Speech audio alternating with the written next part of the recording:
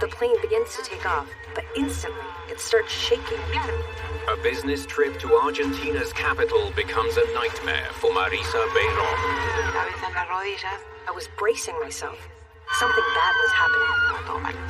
The hell? LAPA Flight 3142 is in serious trouble.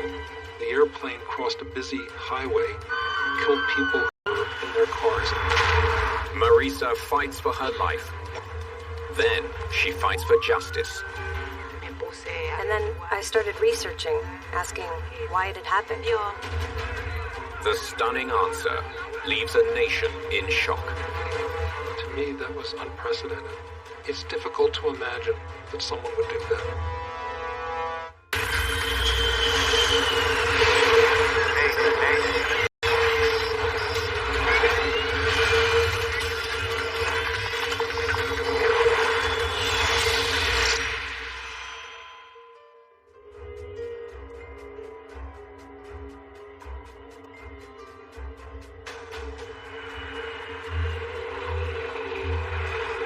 It's 8:30 p.m. at Jorge Newbery Airfield in Buenos Aires, Argentina.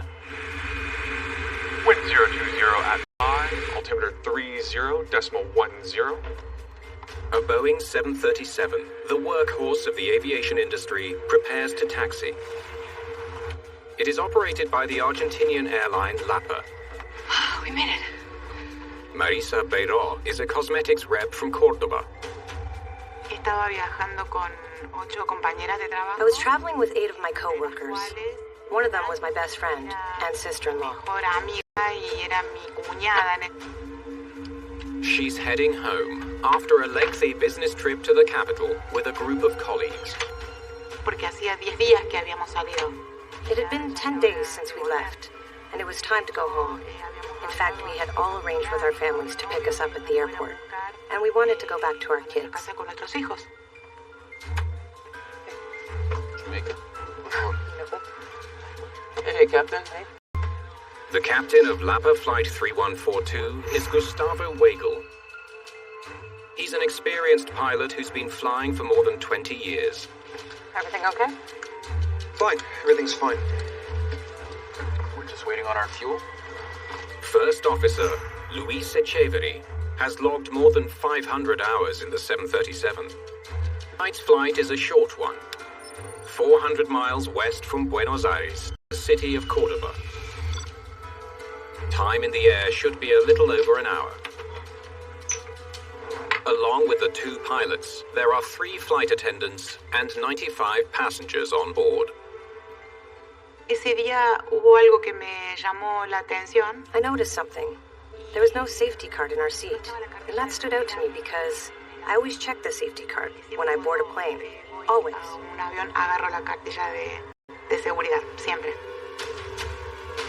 In 1999, the airline business in Argentina is booming. Industry deregulation 5 years earlier has led to rapid growth for budget airlines like LAPA. 135, turn right heading 060, descend to maintain 5,000, slow to 220 knots and hold. Come on. It's best to understand LAPA as a low-cost carrier, making considerable inroads into a transportation system in a very large country that needed airline transportation. Astral 236, you're next in line for takeoff. Please proceed to runway and hold. In Argentina, the commercial airline industry is run by the military. The Air Force defense program was responsible for both civilian and military aviation. Before start checklist. First Officer Echeverri oversees some last-minute procedures. Cockpit preparations? Completed. The flight attendants prepare the cabin for takeoff. We bought some gossip magazines for the flight. Some of the girls were flying for the first time, so I gave them chewing gum for the air pressure on the plane. We were just flipping through magazines, very relaxed.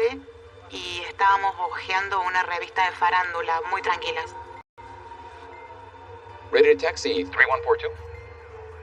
3142, ready to taxi Charlie 5 to runway 13. Charlie 5 to 13. Jorge Newbery is a single runway airport. And tonight, departures are running a little behind schedule. You're an experienced crew in the cabin. Please let them know if there's anything they can do to make your flight more comfortable. On behalf of First Officer Shivati and myself, we hope you have an enjoyable flight. You guys should come for dinner in Cordoba. That sounds good. What should we bring? You can bring the ice cream. The relationship between the crew seemed to be very close. It appeared friends. I was sitting near the door, and I noticed the door was half open. The cockpit door is usually completely closed. Well, not this time. No, we're seconds away. You should probably get back there and strap in. All right, guys. It's been a pleasure. See you soon. Hurry, hurry.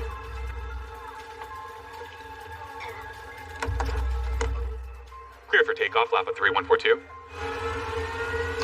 Taking off.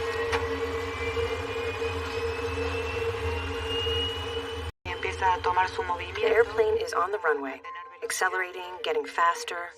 You know, when you can feel how the airplane is getting the amount of velocity necessary for takeoff.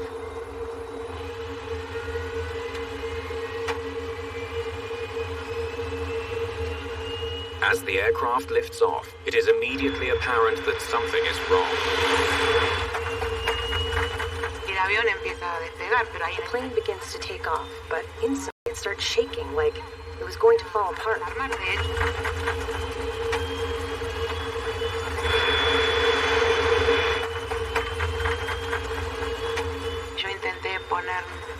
Something bad was happening. I was bracing because my gut told me to. We all knew something was going wrong.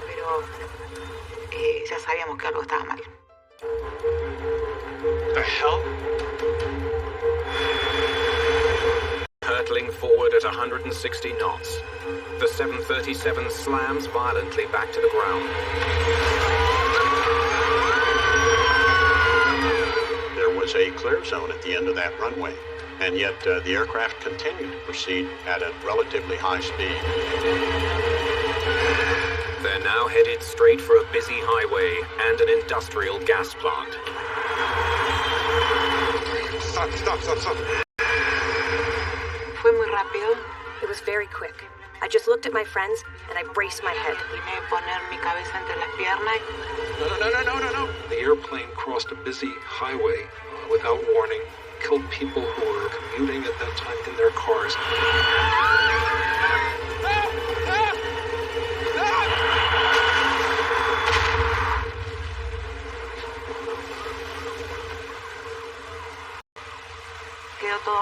Everything went dark. Literally all dark. It was like the people around me were no longer there. Push forward. I could feel extreme heat all around me. I was suffocating. And I needed to get out, but I couldn't release my seatbelt. Emergency. LAPA flight 3142 just crashed through the airfield perimeter. Rescuers race to the site of the crash, but survivors on board don't have much time. Fire threatens to consume the entire plane. I felt like I was dying. And something happened that I still can't explain. Maybe an angel, God, I don't know, but it gently released my seatbelt. And someone said to me, "Get out."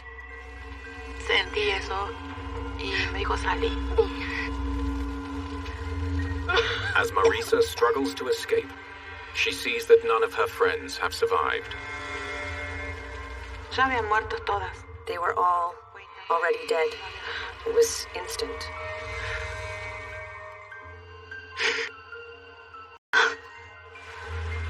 Though badly injured, Marisa is one of the lucky ones. Fue una evacuación con todas las salidas disponibles. Many of the evacuation doors could not be used due to the fire. That meant that many passengers couldn't get out. Salir. The plane was fully engulfed. People were screaming for help. I went in and got 4 of them with some help, but I saw the bodies burning. It was terrible. The crash has killed 60 passengers, 3 crew members, and 2 motorists. It's a disaster unlike anything Buenos Aires has seen before. It was a major calamity. It involved automobiles, it involved a natural gas regulating plant. There had been a major sustaining fire, so it was a major disaster scene.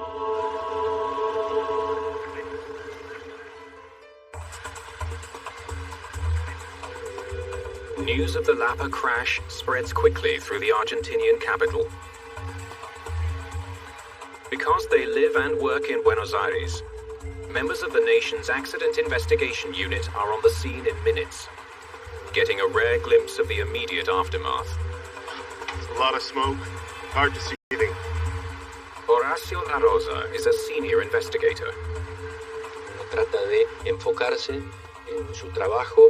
You try to focus once the rescue teams have finished their work. So you have to be paying attention to details and make sure nothing slips. No se escapara nada y Fue mi primera experiencia con un accidente mayor. This was my first experience with a big accident. Even though we were trained and we were prepared for this type of situation, it's something else to see a catastrophe with so much movement of ambulances, wounded people, police, and all the rest. It was very complicated. Fue muy complicado. Neither pilot survived. Okay. Thank you. Both Captain Weigel and First Officer Echeverry are dead. Any hope of finding out what went wrong lies in the wreckage. The first thing is doing a visual inspection of the site, looking at all of the components, trying to put oneself in the situation, which is very difficult when there is so much damage and fire. They lift off here, barely get off the ground. They leave the runway here, and finally come to rest here.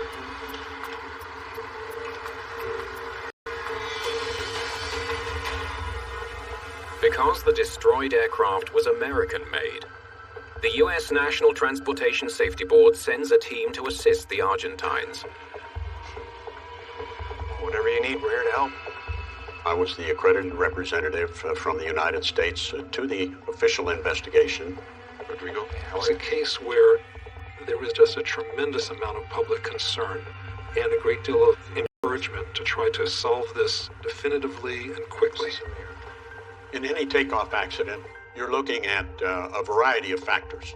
Some of them relate to engine power. Were the engines producing a proper amount of power? Cuando uno observa los motores luego de un accidente, when you look at the engines after an accident, there are very clear signs that show if the engine was functioning or not. Look there, and there. Looks like these blades were spinning. The type of damage sustained by the rotor blades tells investigators that the engines were working normally when they hit the ground. There was no engine failure. Well, would you look at this? But something else related to the engines raises an immediate red flag. One of the plane's thrust reversers is deployed. I recall vividly the doors on that thrust reverser appeared to be open. They help slow the plane down by redirecting engine exhaust.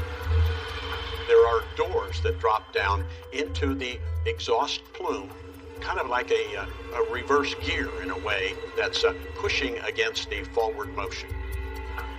If a reverser were to deploy on takeoff, it could cause a catastrophic thrust imbalance.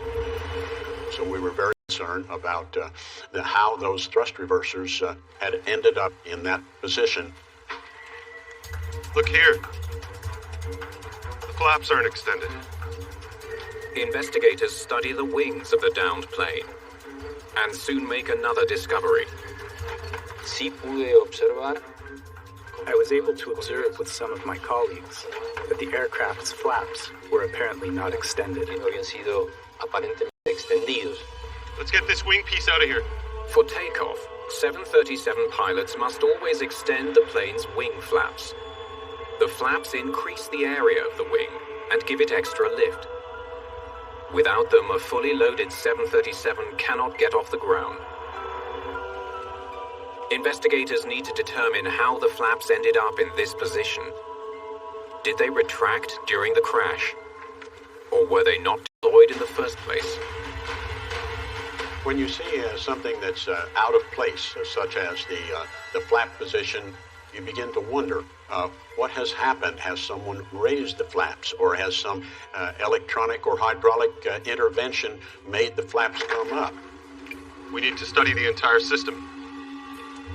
Entonces había que juntar la evidencia. So we had to collect all the evidence, observe everything we could, and try to prove what happened. Suficiente y probarlo.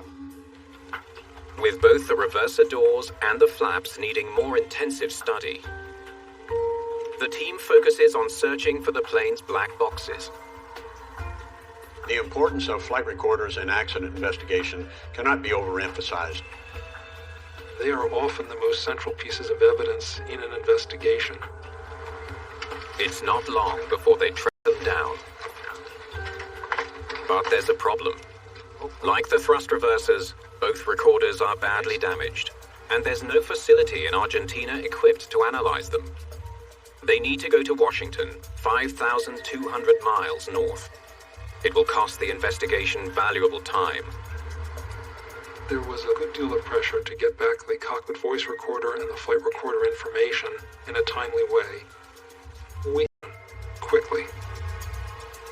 For now, they're left with one or two intriguing clues, and a nation that's demanding answers about why LAPA Flight 3142 ended in tragedy.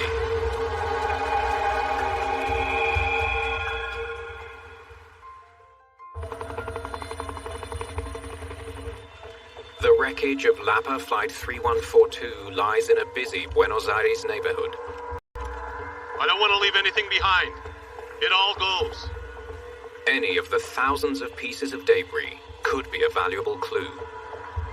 Y tuvimos la oportunidad de poder trasladar los restos. We needed to move the remains to a hangar where we could spread out all the mechanisms and take detailed pictures, and also collect data from the remaining instruments. De los instrumentos que quedaban. At the same time, investigators wonder what the air traffic controller can tell them about the fatal takeoff attempt. Anything out of the ordinary that you can remember? There was a bit of a delay. We were pretty backed up. These are all the takeoffs that night. They learned that Flight 3142 didn't take off on time. The controller also reveals that the LAPA crew's radio calls were unusual. Clear for takeoff, LAPA 3142. Taking off. The first officer sometimes failed to repeat instructions or to give the flight's call sign. Well, if you can think of anything else, please give me a call. Sure. Unfortunately for investigators, the controller can't give them much new information to go on. Why the LAPA flight went so horribly wrong is still a mystery. What the hell is that doing there? I have no idea. When it hurtled off the airfield, the 737 hit an industrial gas plant. Its proximity to the airport has set off alarm bells. There was a major question when we looked at the wreckage. We had a public building with a gas facility in it. If there's a gas plant this close to the airport, they wonder what other risks the airfield might have presented. The LAPA crash brought up the question of runway length. 2,100 meters. Was the runway long enough for a fully fueled and loaded 737 to get off the ground safely? We had a performance engineer. He went out and measured every one of those distances and tried to apply them. They should have been able to get off the ground. In the end, we found that the runway was of its sufficient length. Investigators find nothing about the runway that would have made the takeoff more difficult. Sabemos que es un aeropuerto urbano. Even though it was an urban airport, with everything involved in that, there were no infrastructure deficiencies.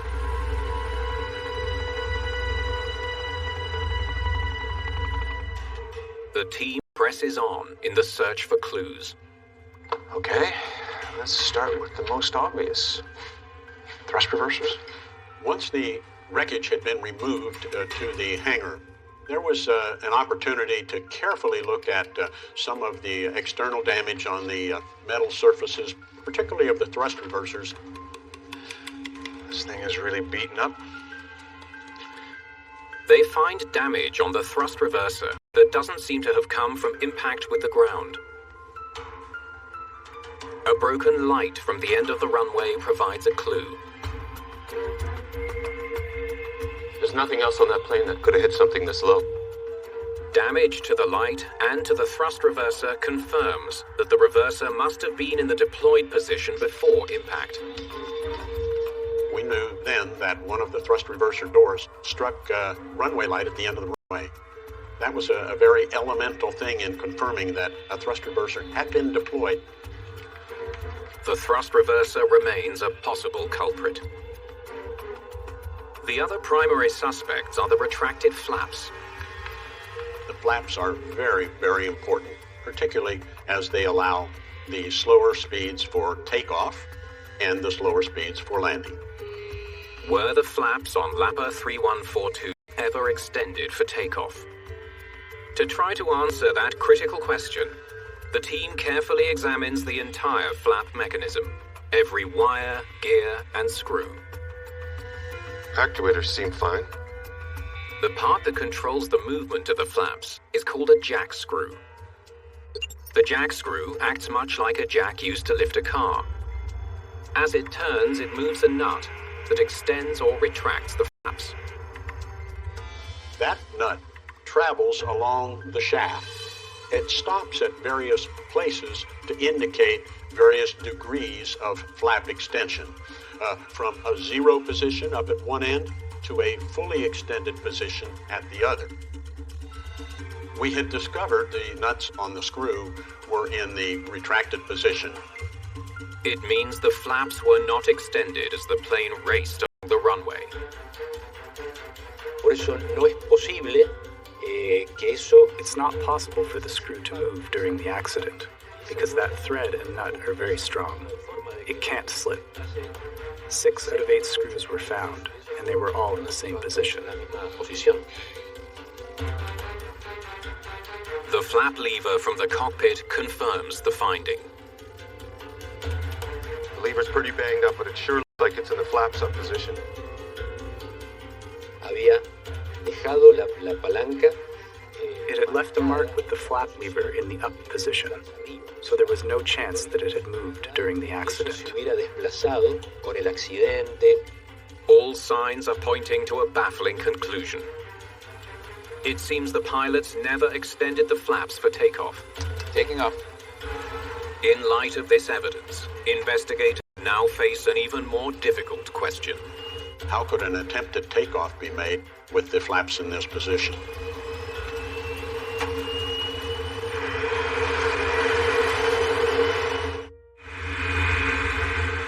The 737 cockpit is equipped with systems designed to prevent pilots from attempting to take off without first extending the wing flaps. Approaching runway 13, LAPA 3142. Investigators now wonder, did those systems somehow fail on Flight 3142? They examine a cockpit indicator that lights up once the flaps are properly extended for takeoff. Perhaps the lights malfunctioned. If they came on while the flaps were still retracted, that may have fatally misled the pilots. In order to understand how this might have happened, we had to do a lot of analysis. When a light is off, the filament is cold and brittle. In a crash, impact forces usually break cold filaments. But a hot filament from a burning light can stretch instead. The tiny bulb soon provides an important clue. The filament is broken. They weren't seeing any flap lights. Esos filamentos de las lámparas. The light bulb filaments were analyzed, and we found that they had been off. Taking off. The flap, because the flaps were never extended. But the pilots, for some reason, began their takeoff roll anyway. Investigators know that the cockpit warning systems have built-in redundancy for added safety. Along with flap indicator lights, there's also an alarm that sounds if pilots begin takeoff without flaps. The alarm would have gone off as soon as they started moving. How could the takeoff warning system not alert the crew to this condition? We needed to figure out if that system had indeed failed to provide a warning. In 1987, a Northwest Airlines crew forgot to extend their flaps and crashed on takeoff from Detroit, killing 156 people. Investigators discovered that the alarm designed to warn the crew did not sound because the pilots had pulled a fuse to disable it. They didn't want the alarm to sound as they taxied to the runway. Did the pilots of Flight 3142 make the same mistake? Did they deliberately disconnect the configuration warning? Everything's where it should be. Se verificó justamente el fusible. We were able to verify whether the fuse, which is behind the co-pilot, was removed or not. And it wasn't. It was fine. The pilots did not deliberately deactivate the warning. There must be another explanation for the doomed takeoff.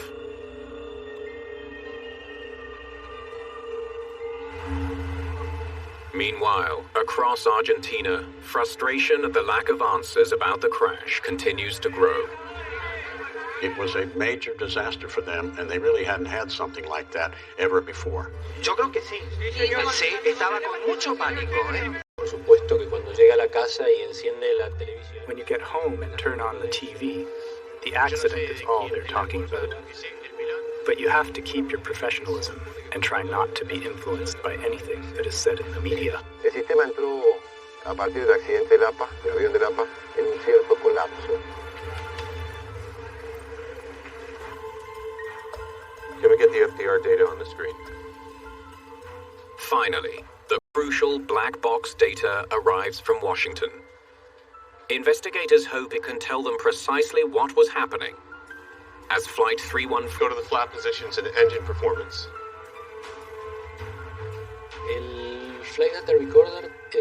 The flight data recorder recorded 10 parameters from the 11 expected.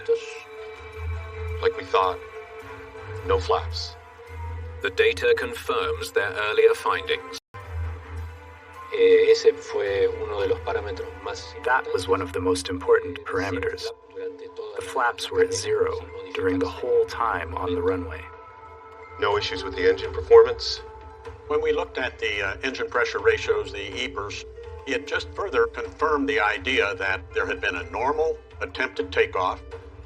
The FDR doesn't indicate whether the thrust reversers were deployed or not, but the engine power data provides a strong indication. Looks like the reversers were deployed here. When the thrust reverser is deployed, pilots also increase engine thrust to maximize stopping power and slow the plane. The data suggests that at the last moment, in an effort to avert disaster, the pilots deployed their thrust reversers and increased thrust. The EPR came up, and then the EPR came down. Very clear. And then it came back up again, most assuredly by thrust reverse. Back to full data, please.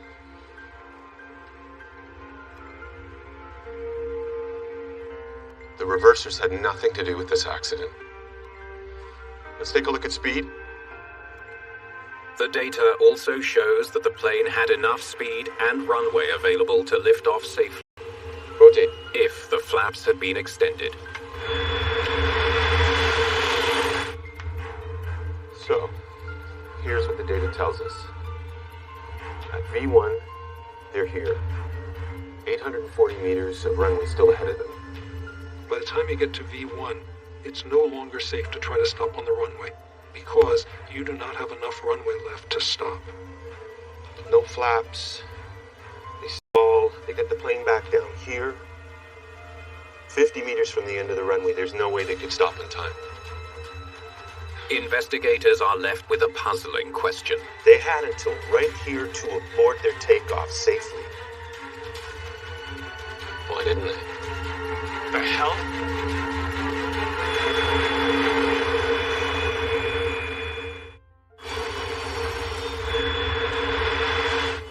Why an experienced cockpit crew attempted to take off without first extending for to investigation. No. También uno se encuentra ante una situación de decir, bueno. You find yourself wondering, what happened in this aircraft? What happened in this operation? Why did this action not take place when it is indispensable for flight? Investigators turn to the cockpit voice recorder for answers. La única posibilidad. The only possibility was in the voice recorder. Everything okay? Fine. Everything's fine. They begin by listening to what was happening just before takeoff. Just waiting on our fuel? So besides him, any other guys you're interested in? Yes, but you don't know him. I haven't seen him in a while. What they hear from the crew is astounding. The whole thing's getting complicated. You're breaking my heart. Not only unexpected, but entirely unprofessional.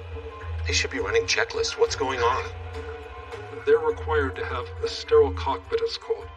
Once you start the engines, up to 10,000 feet, you talk only about operational procedures. You don't talk about personal issues. You don't talk about non-related issues. And this is to prevent distraction. You guys should come for dinner in Cordoba. That sounds good. What should we bring? You can bring the ice cream. Okay.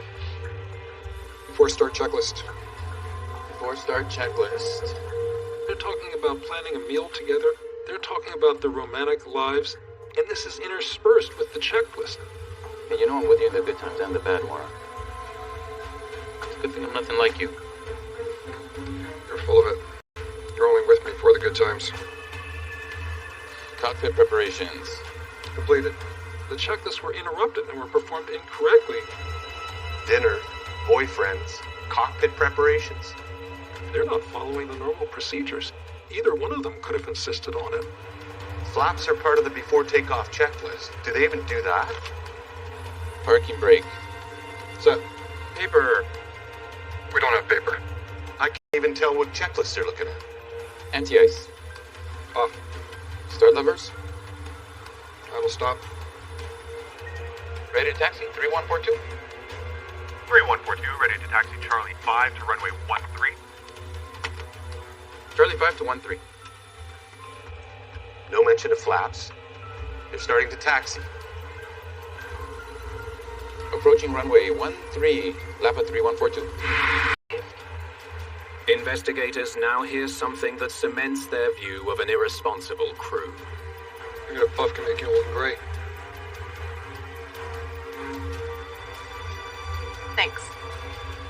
They're actually smoking in the cockpit. They were sharing a cigarette, the same cigarette. 3 of them were passing a cigarette, which is prohibited by the company. They're not supposed to be smoking in the cockpit at all. We're seconds away. Should probably head back there and strap in. Right, guys? The reason the crew failed to extend the flaps is now clear. Hurry, hurry. They were simply too distracted by their own careless behavior. Cleared for takeoff, LAPA 3142. Investigators now wonder if the pilots heard an alarm, warning them of their fatal error as they accelerated down the runway. Taking off. One primary question was, do you hear any takeoff warning on the recording? There it is. Sonido de la alarma es fuerte. The sound of the alarm was loud. It could be heard perfectly in the voice recorder many times. Sucesivas veces. Se determinó que era una alarma. It was a system alarm that warned that in this situation, the aircraft could not fly. It was not capable of a safe takeoff. Un despegue seguro. What's that? What the hell was that? Is it to the left? Incredibly, the pilots seem undisturbed by the warning. I don't know what the alarm is, my friends. It seems fine. Okay, pause. can they ignore that? The captain heard the configuration warning. He talks about it twice and says he doesn't know what it is, and yet he proceeds with the takeoff. Play. 80 knots. Chuck. Takeoff speed. They've been listening to that alarm for 36 seconds. You what? The configuration warning was so loud that you can hardly hear them talking underneath it. Rotate. It was designed specifically to warn the pilots not to take off. The investigative team is now at a loss. How could a crew forget to perform one of the most basic takeoff procedures and then go on to ignore the loud, persistent warning designed to alert them to their serious mistake? I believe they didn't understand the importance of this alarm, which was absolutely critical for takeoff. 65 people lost their lives because the crew. The essential question now is, how did this crew end up in command of a passenger plane? And seeing the crew's behavior, it raises questions about the company and about the oversight of the company, as well as about the individual. Oh, stop.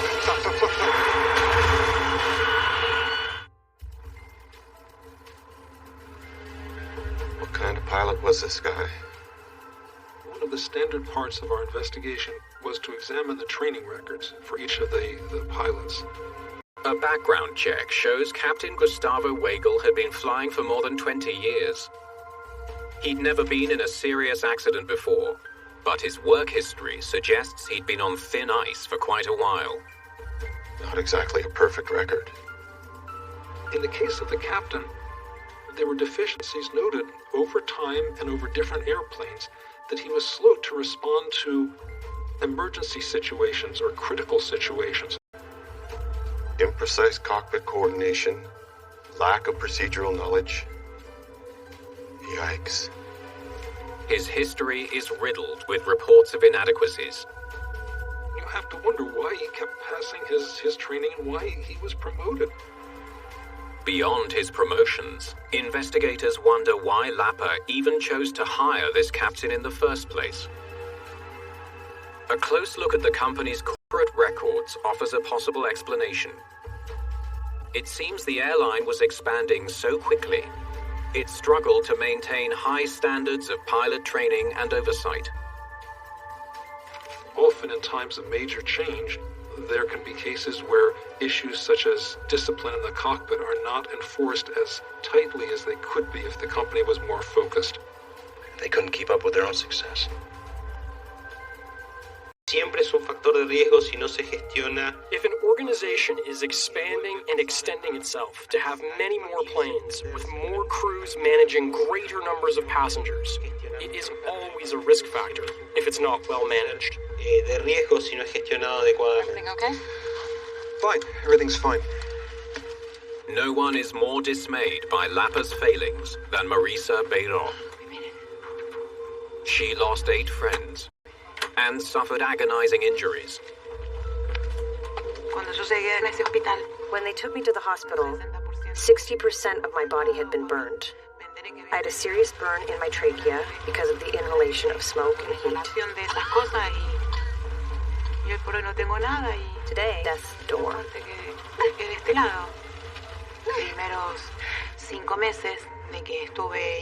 For the first 5 months that I was in hospital, I was not allowed to talk, hear, or watch any news about the crash. Then I started researching, following the investigative reports, finding out more about the pilot's life. I started asking why it happened.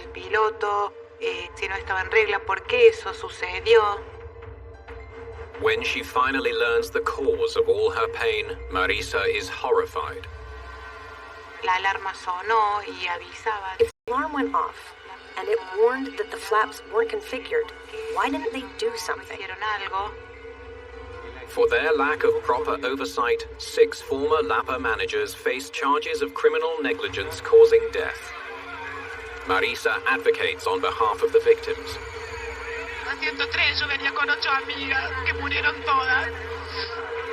In the end, no one goes to prison. Friends couldn't defend themselves in that moment. I put myself in their place in trying to defend such injustice. No. Oh, stop. With anger, with rage, wishing I could get an explanation. Why? ¿Por qué?